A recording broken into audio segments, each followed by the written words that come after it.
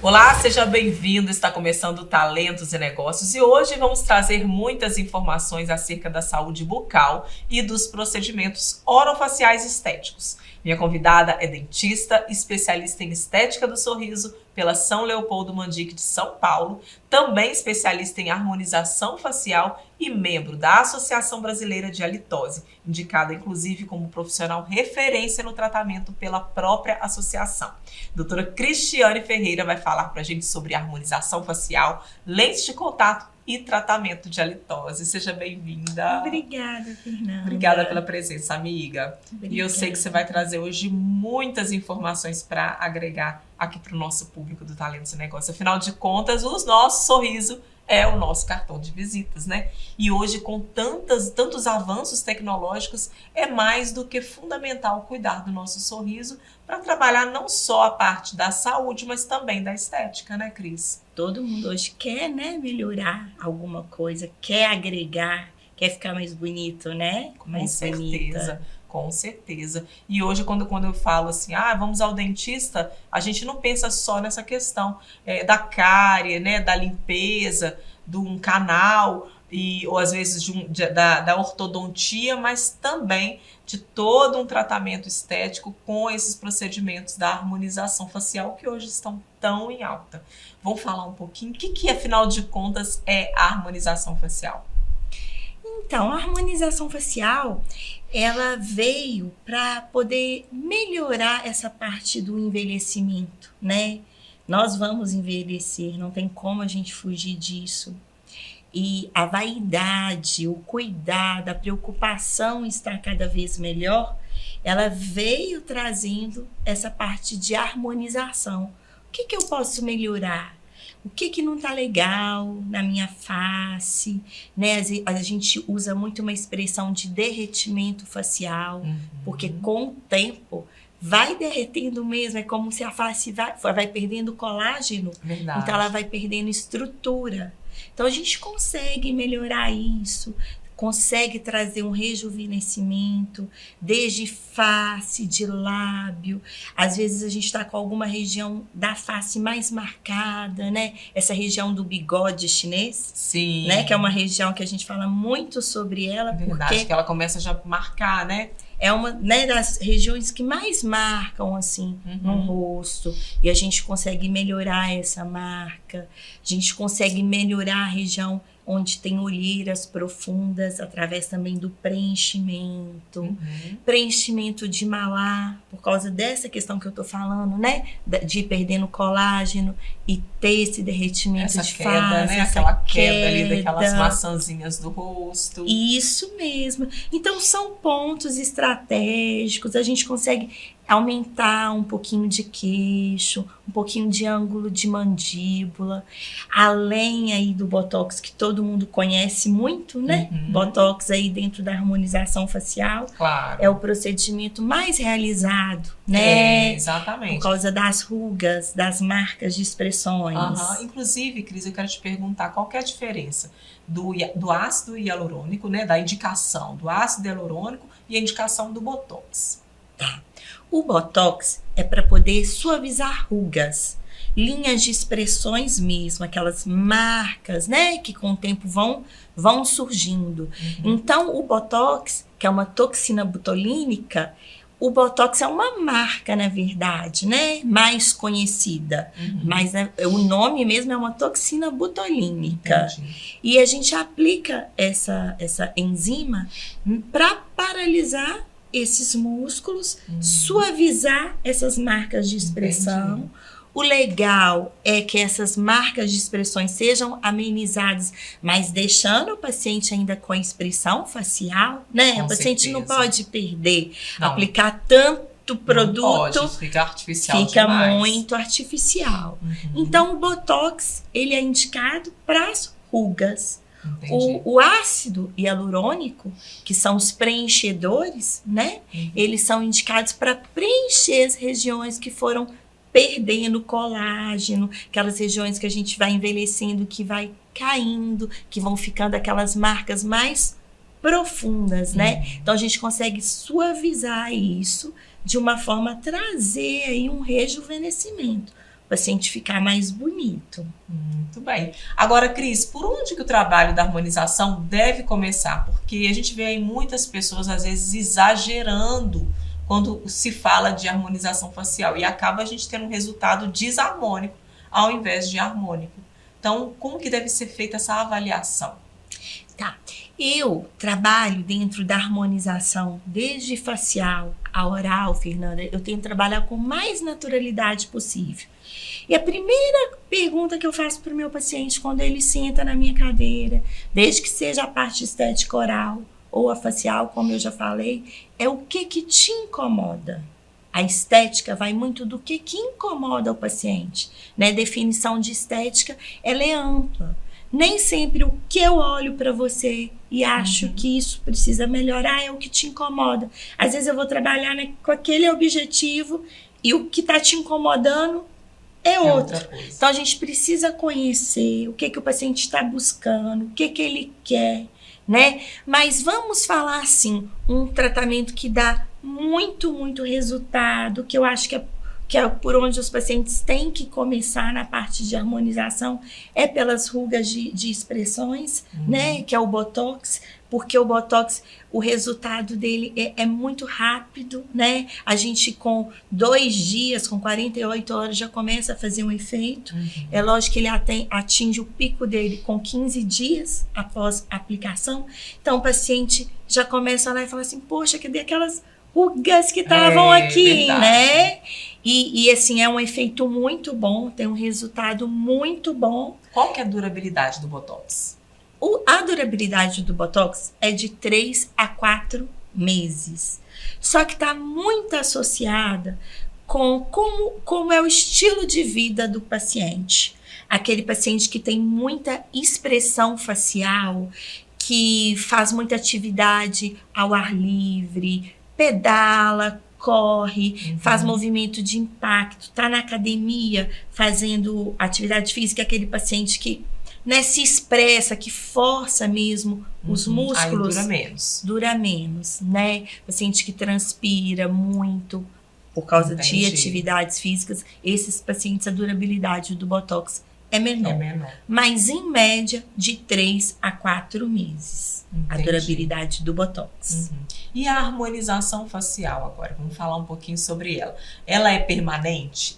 Durante qual a durabilidade dela, né, no paciente? No caso dos preenchedores do ácido hialurônico, né, elas não é permanente, né, tanto que é um procedimento que a gente fala, que a gente consegue uma estética muito favorável sem ser um procedimento cirúrgico, né? A gente faz, o paciente vai embora para casa. A gente gasta ali 1 hora, 2 horas, preencheu.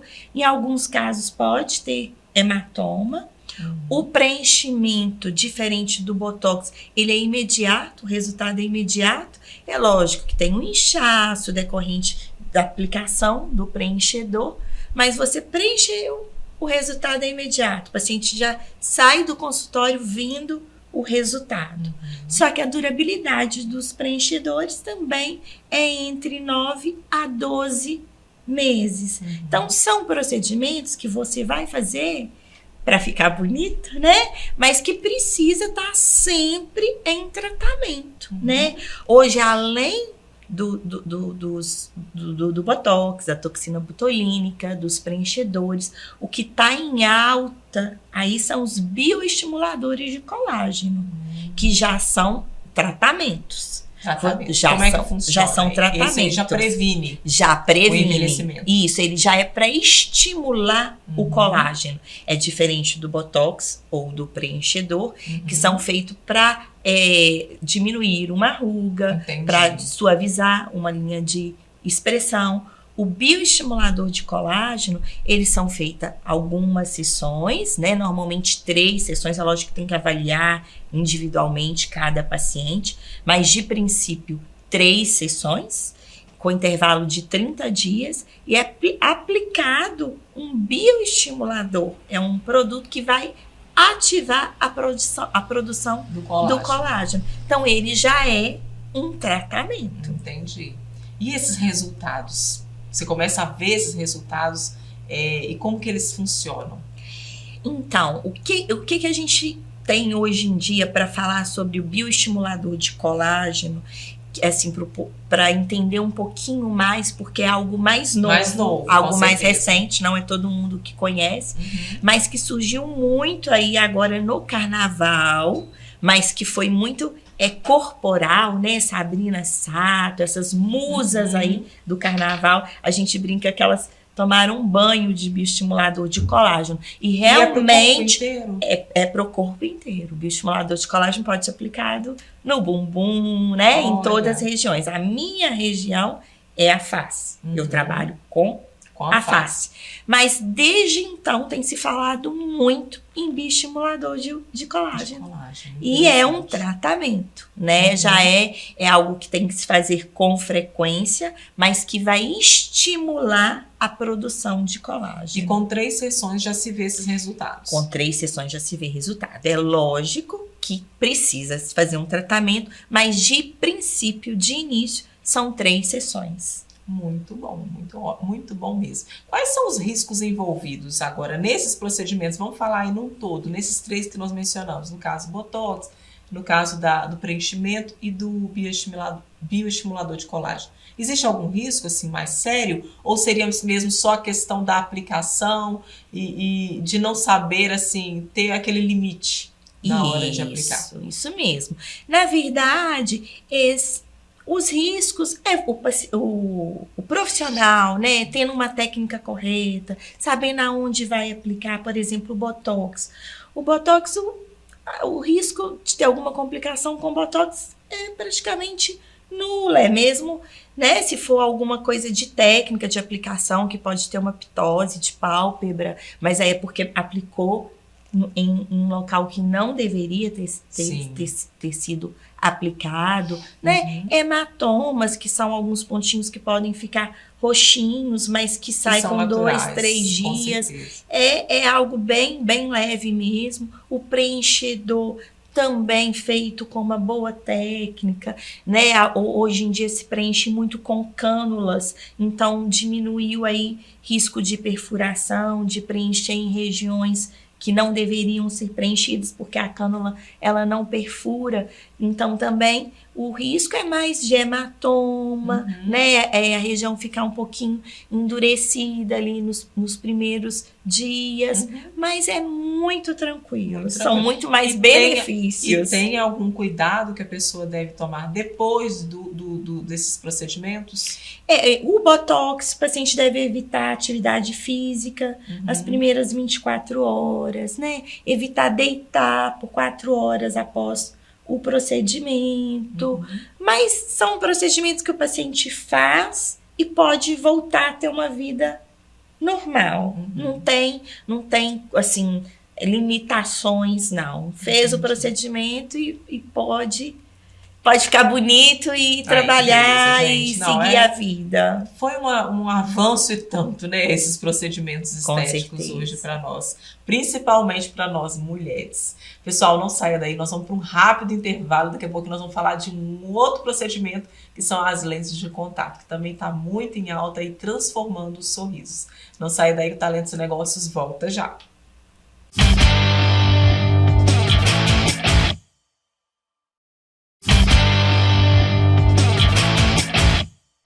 Muito bem, estamos de volta com Talentos e Negócios. Hoje entrevistando aqui a doutora Cristiane Ferreira, dentista, está trazendo várias novidades para a gente aí do ramo estético. E agora a gente vai falar de lentes de contato. O que são, afinal de contas, Cris? É as famosas lentes de contato que estão tão na moda hoje.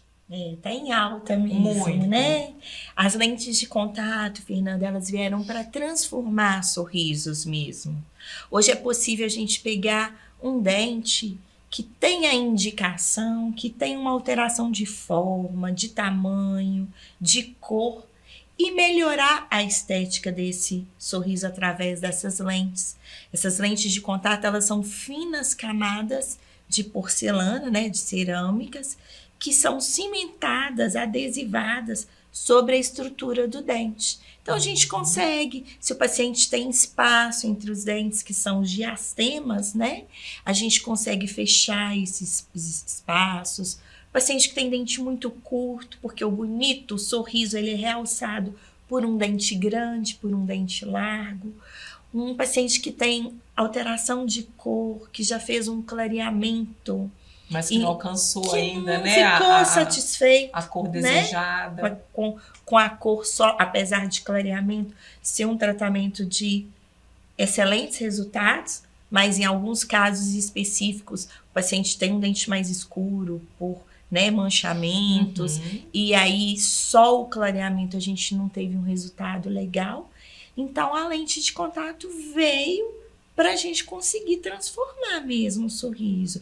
É possível, assim, os resultados com lente de contato, desde que com uma correta indicação, assim, o sorriso ele fica realmente lindo. Você falou uma coisa muito importante, desde que com a correta indicação, porque nós temos visto hoje várias pessoas hoje colocando lentes de contato e às vezes nem tem uma necessidade. Às vezes a pessoa já tem um dente branco grande e faz uma lente de contato e você olha que ele fica extremamente artificial, fica até feio, né? Isso. E eu queria ver assim, qual realmente é de fato a indicação para esse tipo de procedimento.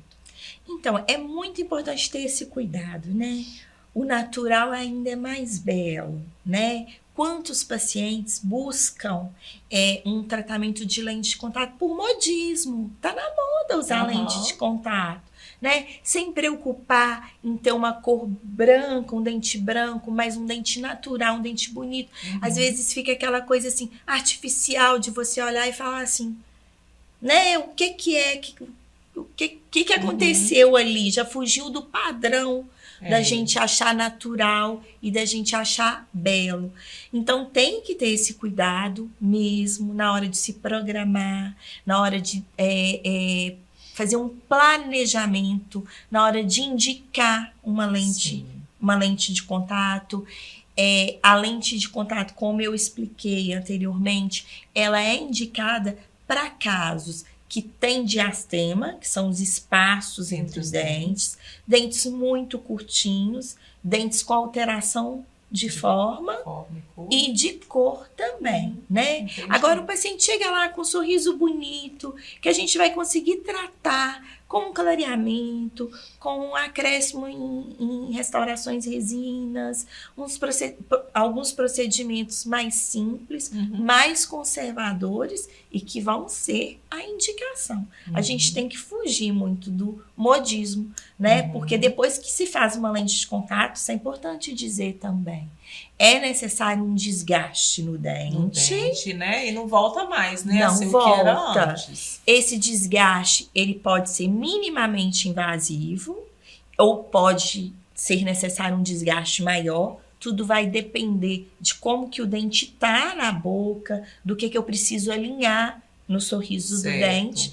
Mas para a lente ficar corretamente posicionada, sem ter sobrecontorno, sem causar danos para a gengiva, sem inflamar a gengiva, sem causar um sangramento na gengiva, a gente precisa fazer um preparo. E depois que você fez lente de contato, é lente de contato para sempre. Como que é a manutenção? Falar nisso. Ótimo falar sobre manutenção de lente de contato. É a manutenção que você tem que ter periodicamente ao dentista. Todo mundo tem que ir ao dentista de 6 em 6 meses, né? Trabalhar com prevenção, manutenção, profilaxias, ver como que está a condição de saúde oral e vai ser a mesma da lente de contato, porque o dente do paciente ele ainda está ali. Então, a gente precisa cuidar do dente do paciente. Então, se o paciente colocar uma lente de contato e tiver o hábito de fazer as manutenções que são indicadas de 6 em 6 meses, a longevidade da lente de contato é grande. Muito bom. Agora, Cris, uma pergunta. Quando você usa a lente de contato e vai ter contato com alguma comida, bebida quente, existe algum risco daquela resina ou da lente soltar BPA? Não. Não tem risco. Né? É usado um cimento adesivo, então não tem essa questão de quente, frio. E é até interessante falar que a lente de contato, ela também não altera a cor, porque o dente da gente pigmenta, né? Então, com o tempo, com a alimentação, a gente vai usando aí, ingerindo, né? Alimentos corados, bebidas coradas, e o dente, com o passar dos anos, vai pigmentando. Entendi. A lente de contato, ela não pigmenta. Não e não tem o risco dela cair também, não, né? O risco dela cair é um mau uso de uma lente, Entendi. né? É o mesmo risco de que você tem de você quebrar um dente. Você cortar alguma coisa que não deve com o dente, sim, né? Você forçar o dente. Um paciente que tem bruxismo, o bruxismo é o ranger do dente ou apertar do dente. O paciente que tem o bruxismo, o dente do paciente desgasta. O dente vai ficando menorzinho, é visível, né, clinicamente. A lente, ela não desgasta. Então, o paciente que é bruxismo, que ele tem o bruxismo, ele precisa usar a placa mil relaxante. Não é só pelo fato da lente, é por ele ter o bruxismo. Sim. Então, se ele não usar, o que vai acontecer? O dente desgasta, a lente solta. Ela não desgasta, a cerâmica ela não desgasta. Então, o cuidado é o mesmo com dente natural. Entendi.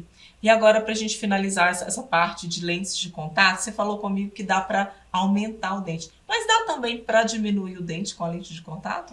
Dá.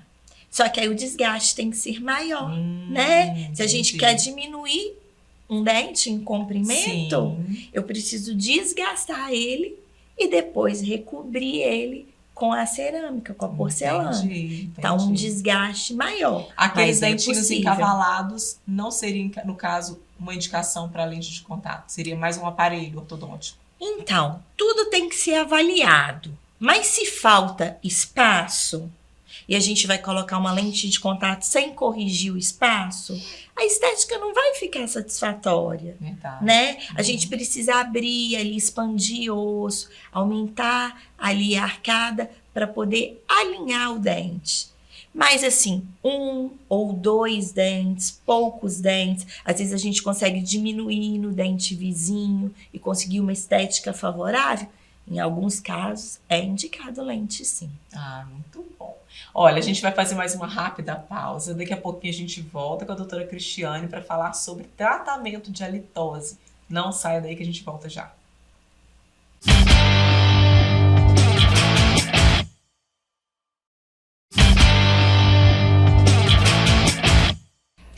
Muito bem, estamos de volta com Talentos e Negócios, hoje aqui com a doutora Cristiane Ferreira, dentista, e ela também é membro da Associação Brasileira de Tratamento de Halitose, inclusive ela é uma das profissionais indicadas pela associação para esse tipo de tratamento. Cris, vamos falar um pouquinho desse assunto que às vezes para algumas pessoas é até um assunto constrangedor, mas a gente precisa tomar cuidado com essa questão da halitose. Como saber se eu estou com a minha halitose alterada?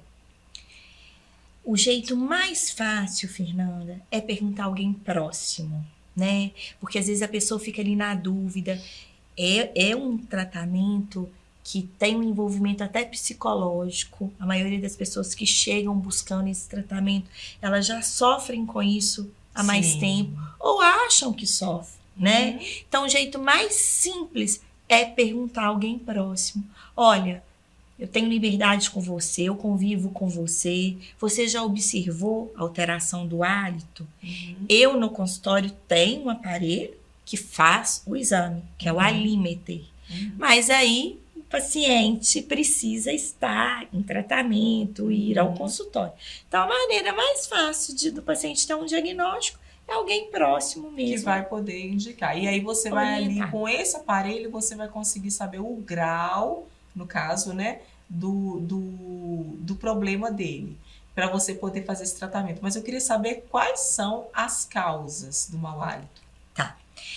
Olha, a maioria dos pacientes que buscam o tratamento de halitose, que buscam um tratamento específico de halitose, são pacientes super cuidadores, são pacientes assim que têm uma excelente higiene oral, que frequentam o dentista periodicamente, fazem as prevenções, limpeza, se tem tártaro, faz raspagem. São pacientes que não têm cárie. Os pacientes que estão com canal para fazer, com uma extração para fazer, eles não estão preocupados com a arte. Eles sabem que aquilo ali é o problema, né? Então, são pacientes cuidadosos. Então, tem que ser feito um exame clínico detalhado. É feito um exame de saliva, que é a cianometria. É feito um exame nesse aparelho. É feita uma anamnese criteriosa para a gente poder chegar na causa. O tratamento da litose é um tratamento bem específico e ele é individualizado. Não é a mesma causa de um paciente para o outro. Então, entendi. O tratamento também não é o mesmo. O tratamento é bem específico. Quais as dicas, então, para as pessoas poderem tratar, né? Para evitar ter o problema da litose em casa? Vamos dizer assim, como que a gente pode melhorar isso no nosso dia a dia? Isso. Vamos falar assim, a parte básica, né? Além do que a gente já sabe, que é cuidado de higiene oral, frequência passar de fio dental, né? Escovação. Mas que muitas pessoas fazem errado. Escovação de língua, né? Algumas pessoas nem fazem, ou quando fazem, não fazem de maneira correta. Existe uma escova própria para escovar a língua, não é escova de dente. A escova de dente, ela além de ser alta, né? Então a gente não consegue chegar no fundo da língua, ela não consegue raspar, ela não consegue puxar aquela placa que forma em alguns pacientes, que é essa burra lingual.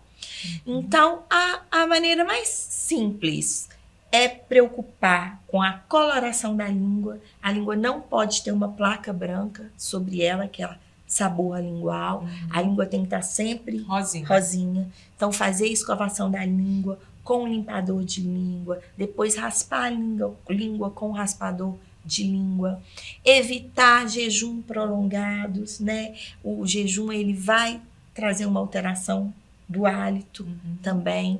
Alimentos que são odoríferos, né? Alho, cebola, cruz, né? Tudo em excesso, isso também altera o hálito. Então, isso é o básico, né? Aqueles produtos que vende-se muito hoje no mercado, né? Sempre vendeu Cepacol, aquelas coisas para gargarejar, para bochichar, e eles às vezes até prometem a eliminação e o alívio, né, do mau hálito. Eles funcionam?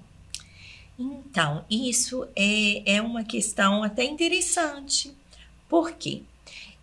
As pessoas às vezes chegavam no consultório e falavam comigo assim: eu uso muito Cepacol, um enxaguante, vamos falar assim, e me dá a sensação de alívio, porque chega até queimar, arde. E é justamente o contrário. Quando está queimando, a presença do álcool ali está descamando mucosa e está favorecendo a formação de saburra lingual. Esses pedacinhos de pele que estão descamando ali da parte interna da boca, ele vai depositar sobre a língua e vai servir de proliferação para a bactéria e vai favorecer a formação dessa placa branca. Nossa. Então, quem tem o mau hálito vai agravar o problema do mau hálito. Entendi. Olha só, gente, que interessante essa dica, viu? Então, o ideal seria até evitar esses produtos. Evitar, né? Igual eu falo, tem casos que pode sim usar, mas tem que procurar o profissional. Tem alguns que não tem álcool também no mercado, né? Tem alguns que não tem álcool, mas aí ele tem outros componentes na composição que favorecem essa formação de saburra lingual. Então, o ideal é o quê? É realmente procurar, se existe o problema, né? Procurar o tratamento. É lógico que eu também consigo avaliar quando o paciente sente-se constrangido de perguntar a alguém próximo. Eu consigo fazer essa avaliação, consigo chegar num diagnóstico, mas desde que exista o problema, tratar de forma adequada. Correto. Muito bom, muito obrigada. Adorei conhecer um pouquinho mais desses 3, né, tratamentos, 3 procedimentos que nós falamos aqui. Tenho certeza que o nosso público também está saindo hoje muito mais informado, muito mais com muito mais informações importantes desses assuntos.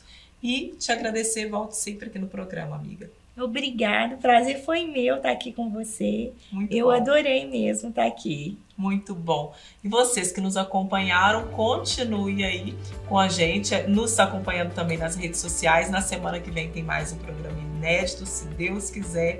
E a gente se vê. Beijão para vocês e até lá. Tchau, tchau.